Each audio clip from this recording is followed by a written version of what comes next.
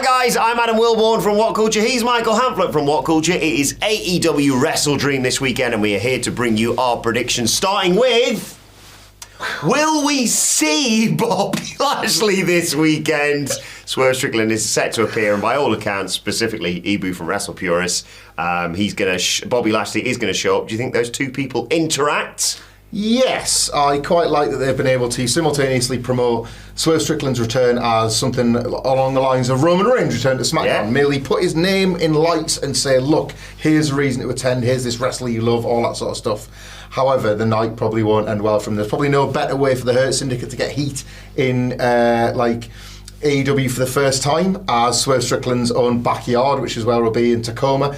Swerve Strickland making a big return. He's teased that he wants to sort of have a bit of a chat with Prince Nana about how business has been conducted in his absence. That feels to me like a red herring, and ultimately those two are going to be all right. Or even if they're not, we're not going to know that before the Hurt Syndicate, and indeed Big Bobo gets to strike. It's a huge money programme, and it's potentially another defeat that someone like a Swerve following on from Bryan and Hangman can absorb in helping immediately establish Bobby Lashley as part of AEW as well. Yeah, like I said on the news, I'm not sure if the original plan was the Darby Allin Open Challenge and they just tweaked it slightly and obviously put Brody King in that spot. We'll talk about that match in a bit. And I don't even know if it's a match against Swerve Strickland straight away, but I think Bobby Lashley is going to make his presence felt on Saturday night, and unfortunately I think Swerve's going to be the person feeling that. I think it's very interesting as well that only right now have we learned about EJ and Duca's place within Swerve Strickland's life, and then you cut immediately to MVP and Shelton Benjamin watched the screen and that looks very interesting. Was it Swerve they were looking at, or was it him? Are they already baking in a turn that's going to take place that Swerve won't see coming, even if he himself knows that Bobby Lashley is going to be part of things? Right, let's get to the actual matches. Starting off with the Learning Tree, Chris Jericho challenging Mark Briscoe for the Ring of Honor World Championship.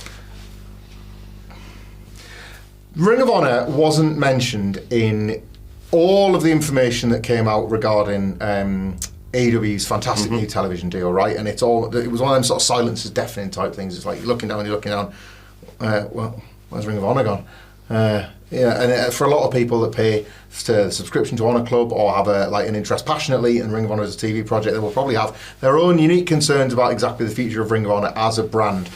Chris Jericho has put himself atop that brand before when they've been trying to find television outlets. Yeah. They've been trying to find a bit more representation for the Ring of Honor brand, and I wonder, speculatively, if that is happening again. And for that reason, I believe Chris Jericho will defeat Mark Briscoe. Look, if we can take any positives from this, it's that Mark Briscoe might fail upwards here. He has been such a feature in AEW as part of the conglomeration of late that it's easy to forget that he is the Ring of Honor World Champion. If he doesn't, if he didn't come out to the ring with the belt, which he has done before, you might not even know that he's kind of a member of that brand at this point. So maybe Jericho wins, maybe he disappears from Dynamite to defend that title on all of Ring of Honor's shows. But in the meantime, for a good time. Yeah, but in order to do that, he's got to win it back. So yeah, Jericho wins. Yeah, I was talking to Steve about this yesterday, and I said the exact same thing. I think you could, factor in Mark Briscoe getting too emotional with his brother obviously being brought up in the build to it.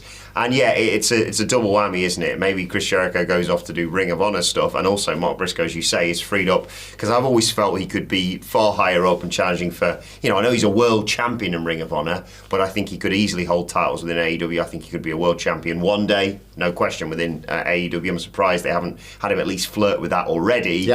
Yeah. A win for Chris Jericho, but that's not necessarily a bad thing. Yeah, a win for Chris Jericho and a win fundamentally for us. Fingers crossed. Yeah. Moving on. Here we go. The Open Challenge has been answered by Brody King. Yeah. He's going to chuck Darby Allin all over the place. Oh boy, this is, look, on paper this is a good match with two good wrestlers and a great way to stay in shape.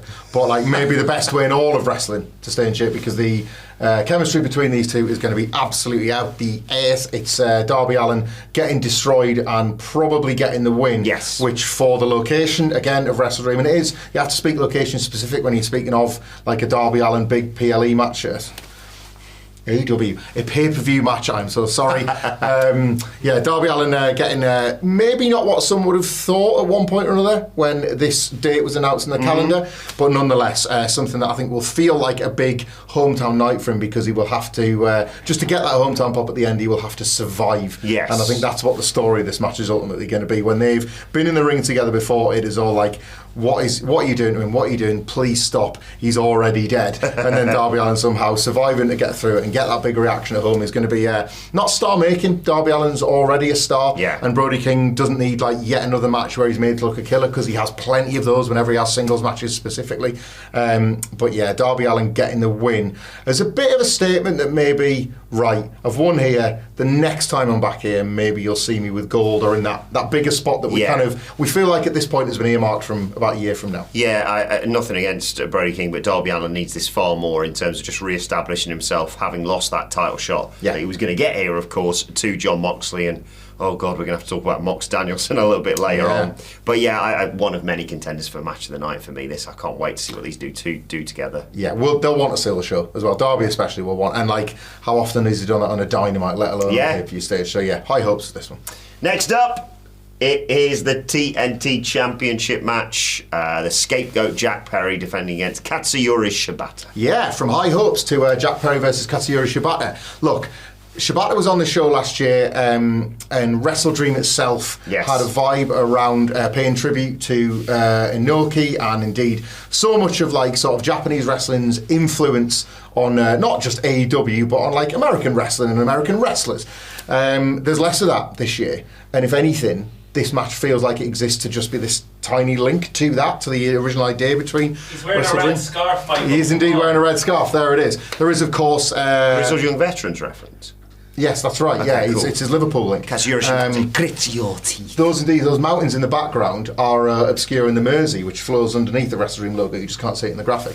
But also, there is somebody that isn't in this graphic that kind of brings these two men together. Is there not? Kazuchika Okada, of course, a stablemate of the of Jack Perry in the Elite. Andy Murray, I'll show you a cracking match that Okada had with Shibata when we get back in the office. You'll love it. There is a link between these two men. Jack Perry did that brilliant thing where you're putting your opponent over while burying them, not just by saying he had a turkey leg in his pants, because I didn't know what that meant before. By that, yeah. So you explained it. But also because obviously Okada has told him how hard this man hits and how hard you can hit him and him not, well, literally say die, as was the case when they fought in New Japan famously. So maybe, just maybe, this will surprise, well, critical people such as myself about this one. Maybe Jack Perry will be, his mettle will be tested. Similar to how it was against Bryan Danielson, this will be another case where I expect him to retain his title, I expect him to win, but maybe another night where he just has to go through the ringer to earn it a little bit, you know? Yeah, I think long term, like you say, Garcia is the one to take that TNT title off him, so I'm not going to debate the result of this. me and Sidge talked about this as well, I just want Jack Perry to be more of a weasel. I get what they're trying to do with him, him not giving up in blood and guts, and him, saying, come on, Danielson, finish me off. Yeah. I think he needs to be more, and don't have a go at me, AEW fans, he needs to be more Dominic Mysterio in the way that he works. He shouldn't be going toe-to-toe with Bryan Danielson and Katsuyori Shibata. He should be cutting corners, and that's the way he should get his heat and get his wins, to be honest. But I don't know whether at this stage they're going to change that up. But pitch for you. Draws Shibata to the back, hits him with the bus. Okay, I like it. Walks the ring, attempting to get the count out. Shibata gets in at 9. Good. And then already working with the way you've been hit by a bus. So that becomes that's the story of the match at this point, is that Shibata's selling hit by a bus. And then Jack Perry's got this advantage. He's working the leg. Why? Well, he got hit by a bus. Yeah. And he had his brain taken out, of course. Yeah, exactly. So then two flashing red spots at this point. Leg hit by a bus, brain from being taken out. But yeah, Jack Perry wins. Yeah.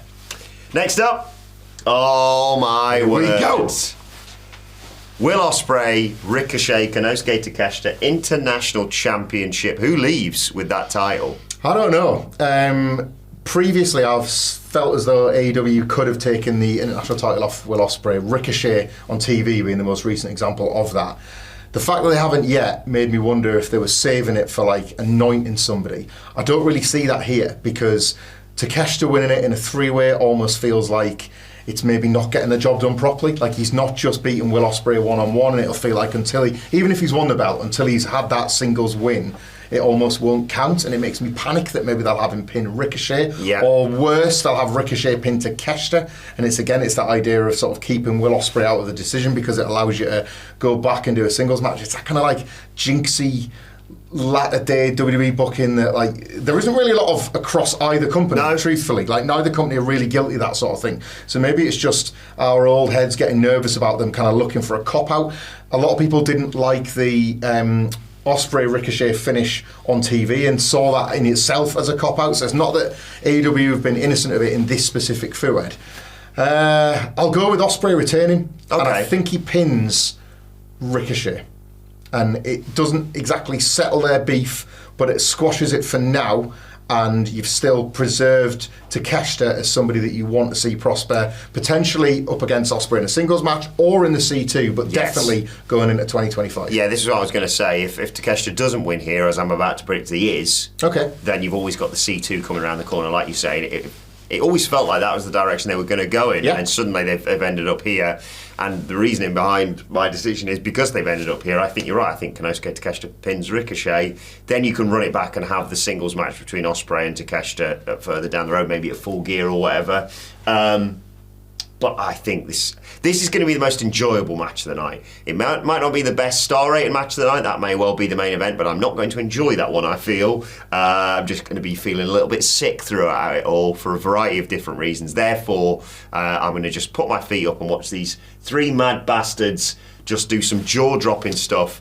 I don't think Ricochet has fallen off, as the kids say, as much as people were suggesting he might have. I think it's going to be a really, really enjoyable match. But yeah, let's do it. Let's start pushing Takeshita in the way he should have been pushed a long time ago. This time last year, really. Put the international title on him for me, and then that frees Ospreay up for other world title stuff perhaps down the road, or to deal with the Don Callis situation, which I thought was already dealt with. There is a match on this card that I think could try and steal the show from underneath this one. So I kind of hope it does, forcing them to even go more insane steal it back. So if we're talking about, again, WrestleDream's a weird show in that regard. There's been lots of, I think, fairly reasonable complaints about the build and exactly like the quality and quantity of the build in terms of how much so much has felt rushed and just come together at the last minute. But yet again, I think, once the weekend passes, we'll be speaking of 2 or 3 matches that will be in a lot of people's match of the year list contenders, like when all the dust has settled. So I think there's another one coming on this card that I'm slightly more excited about, but that internal competition I think is good for all of us. Yes, I should say, if the match you're talking about is MXM Collection versus the Acclaimed, that was last shown on the 0 hour pre-show, so we aren't going to be talking about that. But look, fortunately, that was not the match I was. I'm interested to see how they kill Scissoring forever. I don't know if they're going to re-employ Swerve to cut Billy Gunn's fingers off again. Is the Shoot Hands going to make an appearance? The guy that they thought was in the ring with them when it turned, it's Billy Gunn! Is there a real Hands, do you think, this time? Maybe. Or a big glove that means you can't just form a scissor with your hand. He wears a cape and it's Super Hands.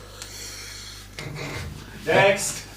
Yeah! This is the one! This is the one! 2 out of 3 falls.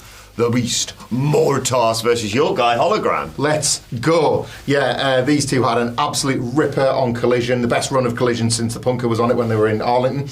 And like that was basically my night where I fell in love with Hologram. And despite the fact that his whatever he's up to now, like 12-0 record has mostly been assembled away from Dynamite, he's become this like destination wrestler. I think you have to tune in to watch what he does. Dynamite was interesting because you could tell the elevated platform I guess he was on for the first time. I saw some feedback, not just to the match, and it divided people I think into 2 camps, the Hologram Commander match, but also like the look of Hologram, and said like maybe he could update his gear and that. I kind of just like Hologram completely as he is. I like that big dumb H that has to kind of manually light up himself. I like the fact that his trunks are a little bit Power Ranger-y. Maybe it takes me back to watching wrestling at Butlins when I was a kid or something. Oh yeah. But either way, like more than anything else, I like that friggin' dive where he pretty much makes it right the way back to the tunnel he travels so far. They're going to go 2 out of 3 falls, so it potentially allows both men to get the pin on the other, which is good for them both because they're both on that ascendancy. it's the boring answer, but Hologram is slightly more of a project. Yes. And they have seen the Beast Mortos kind of become more of an organic success story that I hope, rare for me to say this, I hope doesn't veer too much into the wacky side of things, because I think people have gravitated towards this giant half man, half bull, half bear, half monster. Like, I think that's what's been the appeal. So his eyes. they don't need to go too silly, but I do think he loses here because he can absorb it a little bit more than Hologram right now. Yeah, I think he loses 2-1 here. I think you don't introduce Jake the Snake as the new manager of LFI with him involved and have him go 2-0. Sorry, I want him to come down to the ring. Or 0-2, I should say. With his head poking out of a bag and Jake carrying him like he was a snake. That's carried down to the ring and unleashed by Jake. Butchered on Friday night. So. He's getting butchered, yeah. Yeah, of course. Busy week for the Beast Mortos. Yeah. Taking a cow to a butcher. But yeah, I think Hologram wins here because, like you say, I think you're right. They're heading further and further up the card for him. Yeah, they sort of tried out some different stuff with Dynamite being on Tuesday night. 2 women's matches, and they're going to inevitably blame that on the bad rating. And they go back to 1, unfortunately, I think, going forward. But yeah, Hologram 2-1 here. Up the card he continues, maybe towards title shots, hopefully. Can't wait to watch. I cannot wait. I like this match. This is the one that I think could like really try and steal the show from underneath everything else. This was the sort of graphic drop. Okay, yeah, let's exactly. go. More of them. When the booking's not great, you've always got your graphic drops. The next match we're going to talk about is a Switchblade Jim Watt taking on Hangman Adam Page, who's very grumpy. He's so mad. He's a grumpy boy. We're being flippant. This Hangman Page character has been one of AEW's lone creative success stories of another like uneven year. Which is why, truthfully, I'm more excited about this than some. I've seen a bit of a mixed response to Jay White as a babyface because it's not maybe the most like natural position he's typically found himself in. But Hangman Page is such a good heel that I think right now everybody is bouncing off him as a great babyface. Like Jeff Jarrett has become like more of a babyface hit because so much of the stuff he's been doing has been interacting with Hangman Page. Juice Robinson is like beloved to us here at What Culture Towers, but he's just as easily acceptable as he is a heel as a babyface, and yet up against Hangman when Hangman's cheating, like leave Juice alone, yeah, you miserable bastard. Like this here, I think is a case of Jay White getting to do all of the what would traditionally be considered tropey heel shticky stuff, but at Hangman Page's expense, thus making him cooler for it. Like winding up this angry, like tunnel-visioned cowboy that Hangman Page has become, I think is going to make for some good fun and games in the match. And I could maybe see Jay White winning. I think Jay White wins, yeah. I think with Hangman Page, you've got this quite unique character where you can't beat him all the time, but you can beat him more than you would be able to if he was like a baby. Like in this, he went like 2-3 when he first showed up. Yeah, the whole deal is that he's theoretically still like hunting for this redemption that at this point isn't real. Like he's destroyed Swerve Strickland, his redemption arc should be completed, but instead he's kind of gotten so obsessed with the violence of it all that he's trapped in it. So you can beat that character more than you could if he was actually a babyface again. Jay White, on the other hand, probably needs it. I don't know what you do if you've just come back and you've just turned babyface and then you lose your first big match. You're not in danger of running out the road. Yeah, I think Hangman Page's story, is I killed off Swerve. I won. Yeah. Why don't I feel better now? Yeah. And Sid has nailed this for a long, long time. And me and Andy were talking about this on the Q&A pod the other day, talking about how he's one of the few people that they've got a long-term story for, Hangman Page, this redemption. I know you've got Mox and the new group he's got there, which aren't called the BCC anymore. Of course, Switchblade something, aren't they? Mm-hmm. That reminds me.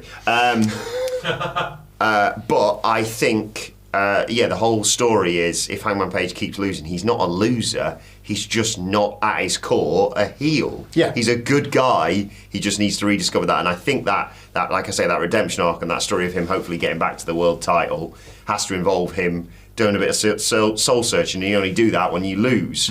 Yeah, Hangman Page can afford another loss here because this isn't him. This isn't you, Hangman. And Jay White needs it as he's just come back and just turned. Yeah. And it's going to get even angrier than that face right there. I have to say. I've lost again. That reminds me of an episode of Brass Eye. Next up.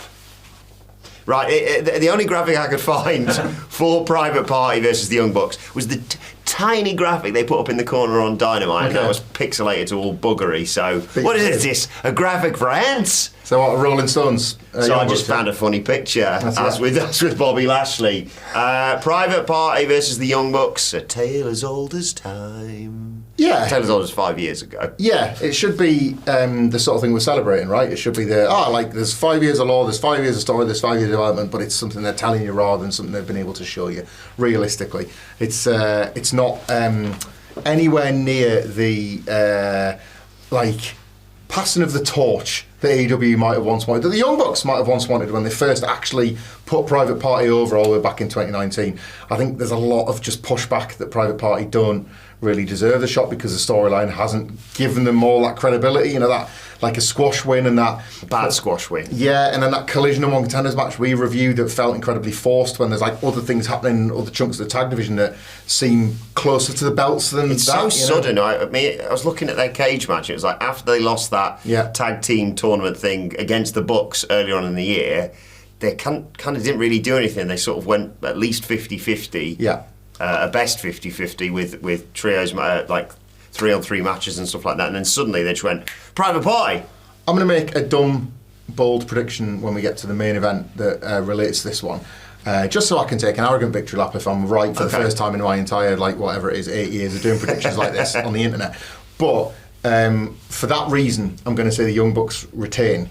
Had it not been for that, I think they don't back down. Double down, and they actually put the belts on Private Party to make that point that no, you might think this push is bad, you might think we've made some creative misfires, but we as a company are actually backing them to the hilt and actually going with them. I'm going with the Young Bucks, but had it not been for something else I'm kind of into, storyline wise, I'd say Private Party to win. I do believe there is a scenario where Private Party win. Unfortunately, the scenario I'm booking in my head is Private Party win just so you've got a babyface group for either heel FTR Eel or FTR. Eel FTR. I'd be interested in them. Or Grizzled Young Veterans, if they actually decide to use them properly, can take it off them. But no, I think the Bucks win here, and it started off as a gimmick, and now it's sort of evolved into actually I think this is genuinely the right thing to do. I'd have the Outrunners take the titles off the Bucks. Oh yeah! Even if it's just a short reign for heel FTR to take it off them. Yeah. Imagine the pop. I just think people are more nervous about Private Party taking the titles and then it being like, please have this, try and make them who they were, because they're incredibly talented. Isaiah Cassidy's promos are great, and Mark Quen, he's suffered some horrible injuries, but he's phenomenal in the ring as well. So I wish them the best, but I don't think they should win the tag titles on Saturday. No, Young Bucks. Imagine, I'm just thinking of Matthew and Nicholas having to visit the Trap House. You can try to get by, but you'll get dealt with at the Trap House. Right, next up. Oh my God, I love Willow Nightingale so much. She's facing Mariah May for the AEW Women's World Championship. Is she going to win it? Call an audible and yes. Why not? Just do it. I like Mariah May as one of the few characters in the history of the AEW Women's Division that very clearly was brought in with a long-term goal that was paid off in fantastic fashion, by the way, at Wembley Stadium. So she arrives in in October, November. They tell a very clear and defined story about how she is ultimately targeting the women's champion in Toni Storm, a very dominant champion at that, and is able to pick apart her psyche from within and then eventually take her title. She followed it all the way through. There is an awesome rematch down the line between those two that will follow the awesome match the two of them had at Wembley. Everything else has sucked. Yeah. With the best of intentions as well, which is the worst of it. I think Mariah May has tried to elevate bad material and has ultimately failed. I don't think this town's too grubby for my title celebration has been up to much. I don't think the Mina Shirakawa stuff feels fully thought through. Maybe based on when she can appear or not, but then plan around if she's not available every week to actually tell the story about it, maybe don't pull that trigger just yet. Things like that. What we have seen, the one shining light, the Desert Rose in this Mariah May title reign has been the physical exchanges with Willow Nightingale. Yeah. Which is no shock because Willow Nightingale's physical exchanges with everybody have been absolutely double treble goated in 2024. What a year she's had. Yeah. To be honest, we talked about this thing on the Dynamite review. One of the things Willow Nightingale has got going for her is because even when she's not pushed by the letter of the law, she feels like a character that AEW was backed from the beginning and that the fans have backed too. So in an era within AEW where probably wins and losses just simply aren't mattering as much as they should, you're not necessarily tracking Willow's. Yes. Because she kind of survives a defeat and like uses her character motivations to bounce back better. Takes it on as a learning experience, bounces back better than before, wins a couple of high-profile ones. Look, what I'm doing here is like creating all the evidence why she will get beat on Saturday, but I want them to just actually commit to somebody that is so objectively one of the wrestlers of the year, one of the best on this roster, and just like a kind of evergreen overstar to like keep the fragile momentum of this division rolling. And you've got a Mina, or you've got a Tony Storm, or you've got enough people, storyline-wise, that could like turn Mariah May's head and just have her make that one critical mistake and leave herself vulnerable for the pounce or something like that. It's heart over head, but I'm going with Willow Nightingale. I completely agree with everything you said about Willow Nightingale, and unfortunately, I mean, that's the reason she's going to lose. Like you say, she's had it a couple of times in AEW, and the only reason I allow it is because it's Willow, where she's lost a big match and then suddenly gone, oh, another title match, sweet. Chris Statlander, and just because Chris Statlander's pointed this out does not excuse the booking here, by the way. But I love Willow, and I think she's a great foil for someone like Mariah May. I think this could well be Mariah May's best match as world champion, other than when she won it. The Owen Hart final between these two was quality as well, the Dynamite main event. But I think Mariah May wins. I agree with Michael Sidgwick, by the way. I think this match should open the card. I think they merit it, and I think they would set the bar high for everyone else, rather than doing their usual thing, because it's the only women's match on the card. I think. Of course, yeah. Don't just chuck it somewhere in the middle, because they don't deserve that. But I think if you do it at the beginning as well, you can have Mariah May win, and she's alluded to the fact that she might have the celebration at WrestleDream. Mina Shirakawa comes out, yay, let's have our big celebration. Boom, Tony Storm comes back. Oh, okay, yeah. And you set up the rematch again for Full Gear or something like that. But Willow's going to be back in many world title matches, and unfortunately this is one she's going to have to lose. Right, I think we've made it. Yep, we have Jon Moxley, Bryan Danielson, AEW world title, and sort of Bryan Danielson's career on the line. I might look like a man that once too often in his life has had his cake and eaten it too. But I'm going to do it again here. I think Bryan Danielson retains his title in a victory over Jon Moxley, and yet it does no damage to the current Jon Moxley storyline, because it is here that he reveals what he's been speaking of when he talks of, a little bit in riddles, but talks of, alongside Excalibur's mentions of there being like a greater good, or there being a guiding force. Andy Murray is firing in with a very legitimate prediction, even though he just wants it for his own disgusting gains. Josh Barnett, I think, is absolutely a name we have to consider here as somebody that has been like pulling the strings with this new Jon Moxley stable, this version of the Blackpool Combat Club, as yet unnamed. Shane McMahon is a funny rumour, but not one I think is like, it's Fightful Select, I think, were the first to say, oh, he's on the table for other stuff in AEW, but not that. So we have to kind of maybe take him out of the conversation. I think it's going to be the Elite. There was enough, again, could just be circumstantial, but enough sort of, the more we kind of talked it through, and the reminder of like Jon Moxley's little hair ruffle of Jack Perry that week saying, hey, all right, kid. The Elite's attempts to get the world title initially off Swerve, if you remember that ultimately failed because they said, the Young Bucks said it, we want all the belts. Like the belts, it was the first time they actually made it clear that the belts represent control in AEW, not just their contracts and all that sort of stuff. Good fail-safe as well. If Jack Perry fails, kill Bryan Danielson. Yeah, so they've had like, obviously Okada attempted to beat Bryan Danielson for the title and failed. They are trying to secure the belts, and they've looked to Jon Moxley, the one person that has kind of been an evergreen enemy of the Elite, and decided, you know what, like, it's time to make nice. Like, they've got into his head as the other disenfranchised AEW originals, and they said, look, we've been fighting all these years. Why don't we take all these little scrubs out? We've got the money and the power. You've got the physical domination. Let's like keep it in the background. I don't want to invoke for TNA fans a Fortune Immortal linking of equally kind of bang average stables to make one giant bang average stable. But I think that could be what is revealed. It's like a sort of a grand plot that shows itself, but in doing that, you've kind of gotten away with the fact that Danielson has actually won the match, and Jon Moxley has lost despite this. You know what I mean? Like, so Danielson wins. Nobody kind of sees it coming. Final countdown. You think that like they're all, you've got sort of like Marina Shafir and Claudio dragging Moxley away, all that sort of stuff, and then no, all of a sudden the Elite hit the ring, and then you see this new stable coming, and and it's because Moxley's first words when he returned was that he wanted to, like, he told Tony, things have changed, I'm in charge now. Like, Tony Khan's only other sort of character development of this year was being spike power driven by the Elite when they assumed power. So that feels linked to it as well. That's what I'm going with. Big super group. I keep changing my mind on this match every sort of 5 minutes, to be perfectly honest. There's a horrible part of me, and don't get me wrong, I really like what they've done with Wheeler Yuta recently. Horrible part of me that thinks, what if Wheeler Yuta betrays Bryan Danielson and costs him the match and basically his career? Yeah. To hand the title back to Jon Moxley, because he's never really been given the chance to run with the ball when it's not been a bloody pandemic. So I think long term he is going to be world champion. There is a part of me that thinks Bryan Danielson wins, and like you say, we get more of a revelation of, right, that's not the last time he's going to be challenging for it anytime soon. It's just to need to be revealed what the whole situation is behind the scenes. There's a version of events where Mox loses to Bryan Danielson, and then Christian Cage cashes in on the night, and as Sid just said before as well, has one of the best sub 10-minute matches.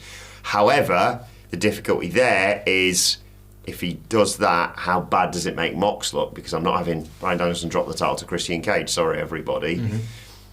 At the end of the day, I'm going to stick with Bryan Danielson leaving the Tacoma Dome as world champion, because I think it's the right thing to do just for the time being, having one more big, Seattle victory. And we'll worry about however we re-establish Mox's new group afterwards. But my heart is going to be in my mouth throughout this match, and I think it's going to be an uncomfortable watch again. They've done a fantastic job of making this feel unpredictable. Part of that is because obviously Danielson's career hinges on it.